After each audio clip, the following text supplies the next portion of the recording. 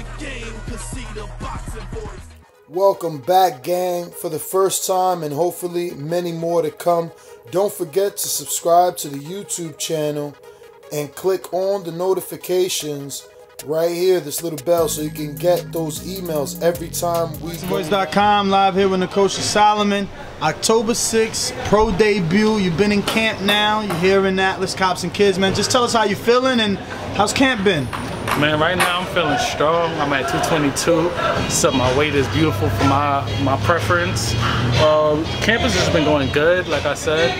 We just been training smart, strong, and hard. I don't know what else to say, you know. Just getting ready for our show. And I seen you had some sparring today. Just tell us a little bit about, you know, what that sparring does to prepare you for your debut and sparring. When do you shut it down, being as though your fight is in about 2 weeks? What the sparring does for me first, it's my boy Price. He's a tough guy. He comes at you. He's always there.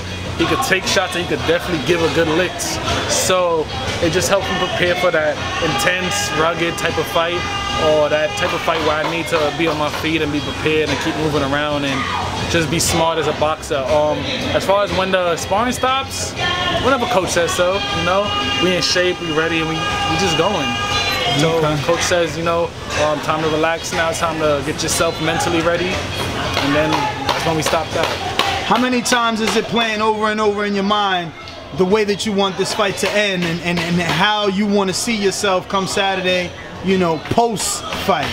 I mean, that's a thought that runs through my mind every day, honestly. Like I sit in my bed at night and I just honestly envision myself, you know, in this corner, Nkosi Solomon, you know, and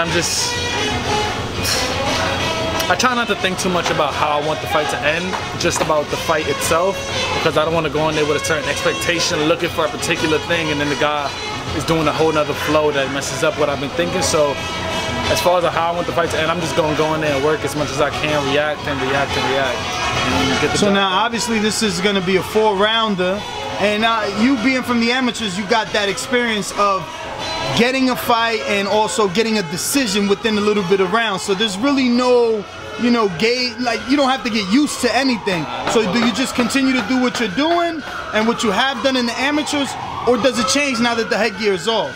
I've actually fought without headgear about 13 fights, so it's not really a big difference at this stage. I actually feel better without the headgear because you're allowed to slip and be more elusive without the headgear. You don't got to worry about it like coming down over your eyes.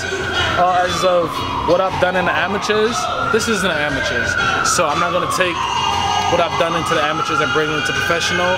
It's a time to settle down, pick your shots, place your shots, be more precise with your shots, and ultimately knock your opponent out, you know, especially as a heavyweight. So what I've done in the amateurs and what I'm doing in professional is two different people.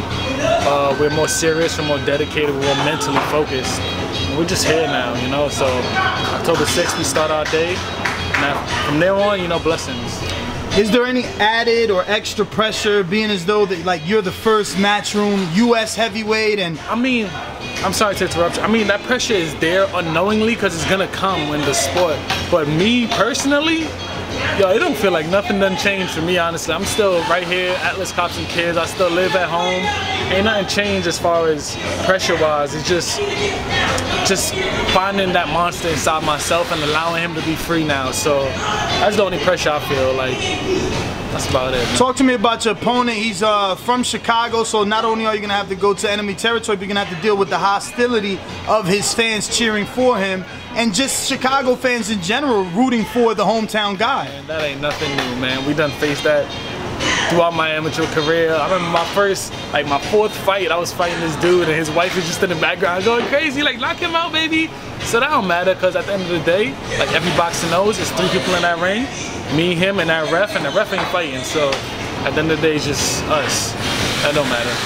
Well, let me get your social media for those that aren't finally can do so. My social media is Nkosi Nicholas Solomon on Facebook.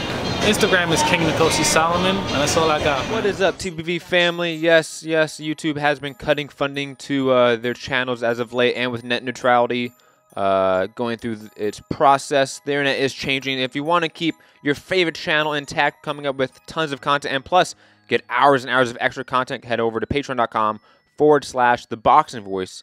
to become a member of the TBV family and help support the channel. Peace.